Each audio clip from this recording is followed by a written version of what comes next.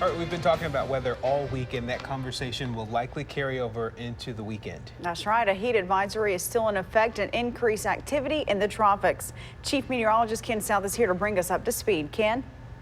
Yeah, right now, the city of Jackson, it is 100 degrees. The last time we were in triple digits in Jackson was back on September the 5th of 2015. So it's been almost 4 years since we've been in the triple digits. But that's just part of the heat story because dew points are extremely high. It's oppressive out there, and it feels like 110, and that's well into the dangerous category. So that's why we've had heat advisories for the past couple of days, and this has now been extended for yet another day. So it'll be in effect through 7 p.m. for the orange shaded area, including the metro, but it goes into effect once again 10 o'clock Thursday and will go through 7 p.m. Thursday. Now, once we get into Friday and the weekend, we will be cooling down because of this. Now, this is not named yet, but it's soon will be Barry. A tropical depression will form, then it'll be a tropical storm, and it's just going to continue to strengthen. And look at that, Category 1 hurricane making landfall this weekend between Lake Charles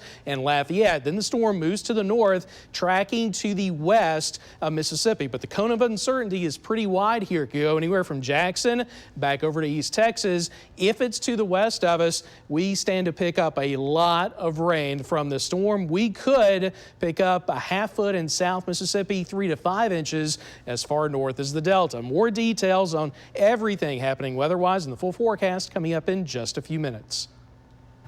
Well, you just heard Ken. All eyes are now on the Gulf as that system moves in. People on the Gulf Coast are preparing for that strong storm system, even though it may not directly hit our state. Still want to be prepared. Storm Team 12's Jacob Lanier is in Harrison County, where teams are handing out sandbags to citizens there. Jacob?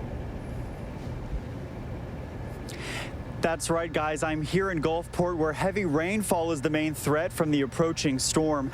Sandbag efforts are underway across the county to protect low-lying areas from flooding risks.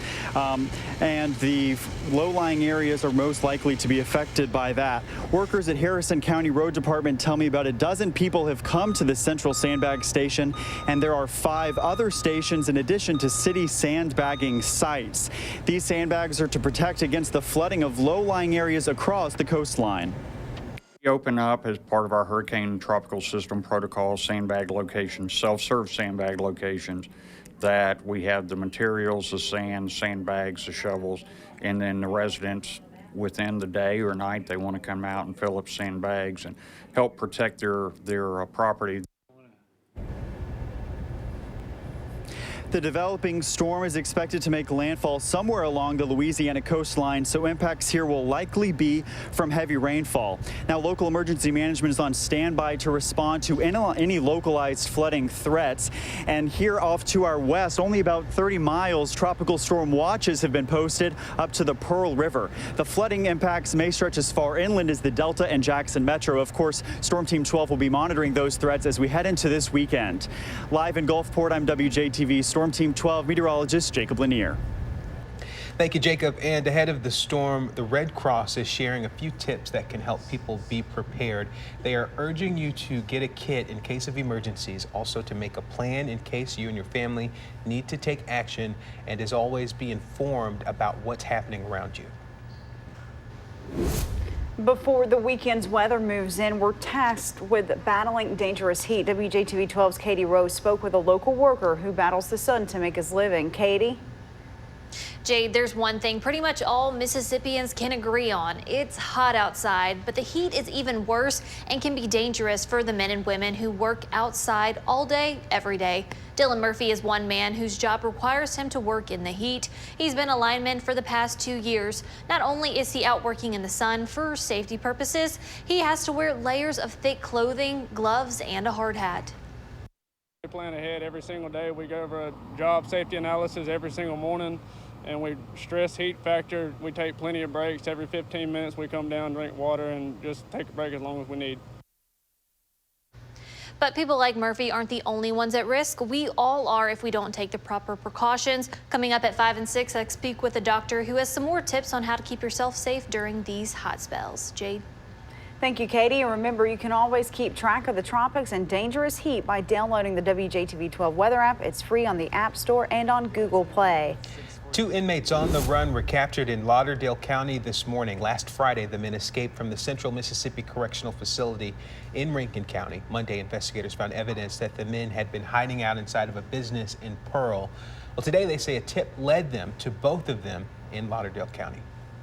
Her investigative division were shared intel with us constantly, and again, they bent over backwards to cooperate with everybody, and just really appreciate them and Department of Public Safety, NBI. I've been here the whole time. MDOC, I just can't brag on everybody enough about sending the resources here to Rankin County to help us protect the citizens of Rankin County. That's Rankin County Sheriff Brian Bailey. High was serving 12 years for burglary and other crimes. Blankenship had been given a 5-year sentence for aggravated assault on a police officer. Now both of those men are facing additional charges. The MDOC commissioner commenting on the capture. She says she's grateful. She says, quote, "We appreciate how much fellow law enforcers and the public assisted us as we worked around the clock for the past several days. Teamwork made the difference." Well, I've told you time and time again, the year is going on by, and we are less than 1 month away from the primary elections. And today is the campaign financing reporting deadline. By 5 p.m., all periodic reports are due in the appropriate office for 2019 candidates and political committees. Supporting or opposing those candidates, that's in less than 1 hour. Now here's a look at what we're working on for tonight at 6. If you see her as a woman first and as somebody who's doing her job second, a woman is by nature, in your opinion, what you're saying is a woman is first and foremost a sexual creature. And that's what they were doing. I was doing my job. They sexualized me. Tonight, a journalist says Republican candidate for governor Robert Foster denied her access to travel with him because she's a woman. He cites his religious beliefs. Coming up on 5 and 6, we speak with Representative Foster and Larison Campbell, combing through both sides of the issue. And this will likely be an important talking point for WJTV12's exclusive GOP debate. On July 23rd, Representative Robert Foster, Lieutenant Governor Tate Reeves, and former Chief Justice Bill Waller Jr. will be debating right here in the Channel 12 studios. You can see WJTV12's GOP gubernatorial debate starting at 7 p.m. We will be live on the air and also on WJTV.com. Remember, we are your local election headquarters. In Vicksburg, The Outlets has been in the city for a quarter of a century and bringing millions of dollars of revenue in for the people in the River City. But 3 weeks ago, the mall went up for sale. WJTV12's Shay O'Connor talked with people in the community and also city leaders about what they want to see happening there now. Just off the service road in Vicksburg is a well-known staple in the community, The Outlets at Vicksburg. Yeah, it's been here quite some time, and when at its heyday, you know, a lot of people frequent that shopping center. City leaders say The Outlets at Vicksburg once brought in millions of dollars in revenue to the entire area, but now it sits in limbo as a lender works with the owner to determine the next buyer. Mayor George Flaggs of Vicksburg says the mall has been in slow decline over the years, so owners acted. Not necessarily to go out of business, but to be able to reorganize their business and stay in business at the same time. So that's the whole ideal of it, and to see whether or not you can get a better purchase for it. So it's basically, that's where it is down in receivership, I'm told. Flaggs says new ownership of the mall would allow revitalization to the entire area. He is hoping the mall will one day have both retail and service stores. The city is also in the process of bettering access roads to the facility to make it easier for drivers. Simply put, Flaggs says the city of Vicksburg needs the Outlet Mall and will do what is necessary to keep it running. I really don't know the numbers, but I can tell you they're in the millions.